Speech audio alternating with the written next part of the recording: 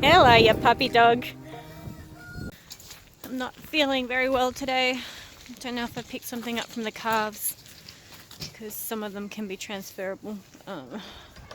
So I'm taking it real easy, but I've got 3 sick calves.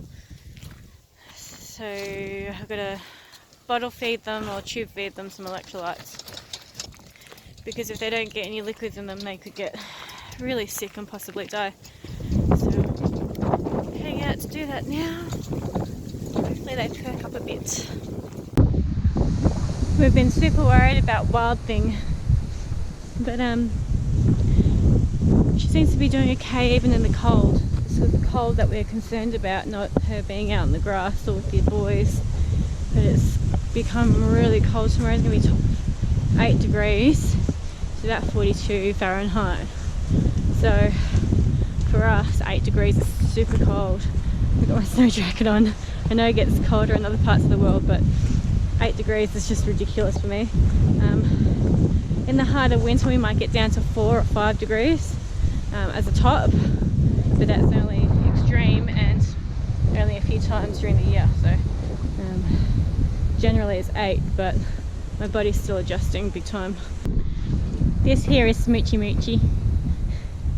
Smoochy Moochie was one of the ones that wasn't taking a bottle this morning, but has drunk his electrolytes just now. I didn't have to tube feed him, which is really good because I hate doing it. It would be so uncomfortable, but the fact is if you don't do it and they need electrolytes so they're dehydrated, they're just going to die. And so if you do tube feed, you're saving a life, as horrible as it is and uncomfortable as it is. But it's important to get training in how to do it.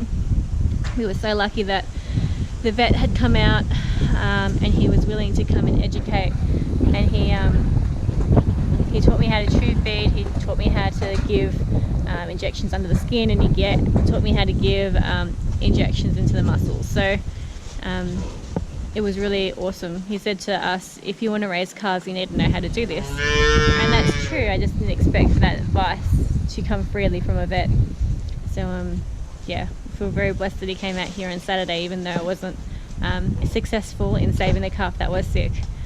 But hopefully we can save some of these guys, like Smoochy Moochie, which is one of my favourites because she is so affectionate. She'll come and lay her head on my lap for cuddles. So cute. I shouldn't fall in love with these guys, but I am.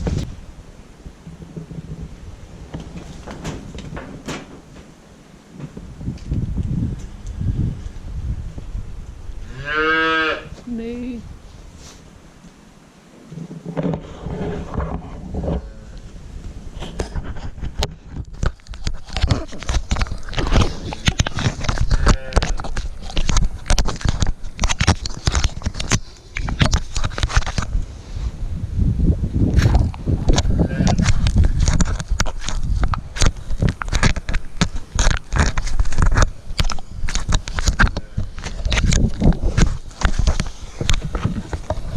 Jersey girl's also taking the bottle, which is a huge relief. This is one of the girls we may keep to milk if we decide to have a house cow. It will be a few years down the track, obviously, because she's still a baby and we need to breed her before we can milk her, which is good because it gives us a chance to settle in and kind of learn the ropes a bit. What I need to do is start touching her udder and getting her used to that sort of touch and getting her used to being in close proximity to me, and then even getting her used to being in the bales so that I can put her in the stanchion and milk her. But it's pretty exciting possibly having 2 milkers. The other one is in here, right by the gate. This girl here. They are crossed with an Angus, so they're not purebred Jersey, but that's okay. We just want enough milk for us to be able to have bean milk, cream, butter, and some soft cheese. I don't know how to make hard cheese. But that's possibly something I can learn down the track. And yogurt too, of course. Yogurt and ice cream. All the beautiful dairy products. Have you seen Car's dorky teeth? They are so funny. Come on. Come on. Dorky teeth. Show me your dorky teeth. He's as good as teeth out. Oh, you're so dorky. Yes, you are.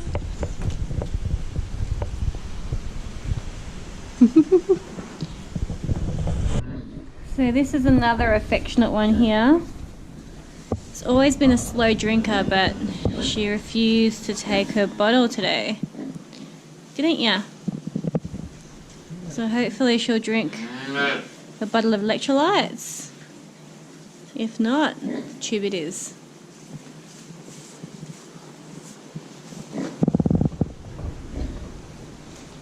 You might want to give it a shake so I can see all the psyllium down the bottom.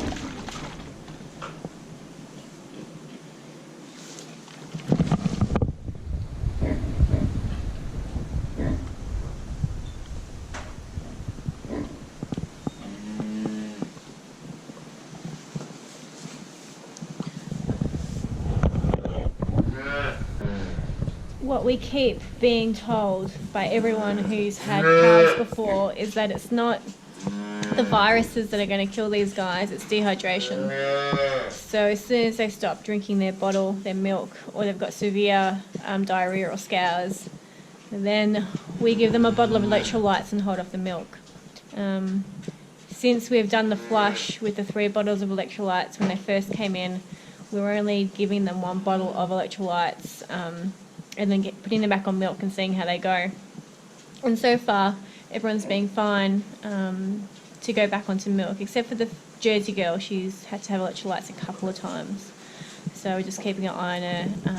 And if she becomes dehydrated, and we'll start looking at their eyes. He said don't do the skin fold test where you pinch their skin and it kind of tempts if they're dehydrated, because he said even dead calves can still have a quick reflecting skin, or skin that goes back down quickly.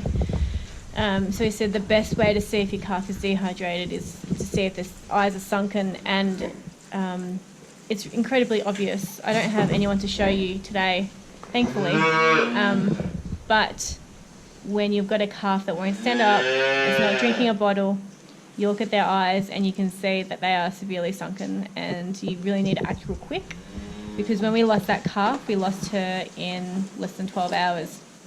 From the nighttime bottle to the morning, she was down and wouldn't drink. I had to syringe in some electrolytes, but it wasn't enough until he came with the bottle to tube feed her and taught us how to tube feed her, but she just couldn't get back up. He said he'd like to see her up in an hour after he tube fed her and gave her the anti-inflammatories and antibiotics, but she didn't. She just wouldn't get up, so it was too late. So that's how important it is, and that's how quick it can happen. So all up, that was 18 hours that it took for her to have her last bottle, being totally fine, to being dead. It's really, really quick. And this is how the vet showed me. You should always get vet advice, and if they're happy to show you, that's really, really awesome. So I'm just going to shove it in her mouth gently, and she's going to start swallowing. And it's going to come to a point around here. I'm going to have to force it just a little bit. There we go. Okay. Now I'm going to feel to make sure it's not in the windpipe.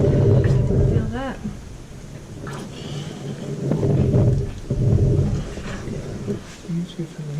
Hey.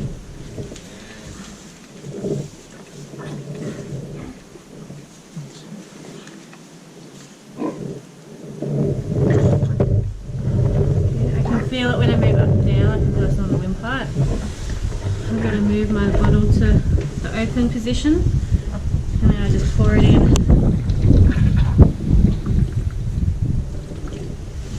You don't want to do this with milk, because when they're drinking from a bottle, it activates a valve that bypasses it to the fourth stomach. Where this way you can't guarantee if it's going to the first, second, third or fourth stomach. And it can ferment in there. It won't kill them necessarily, but it's going to make them uncomfortable, and if they're in a state where they're not 100% anyway, making them uncomfortable is probably not the best thing.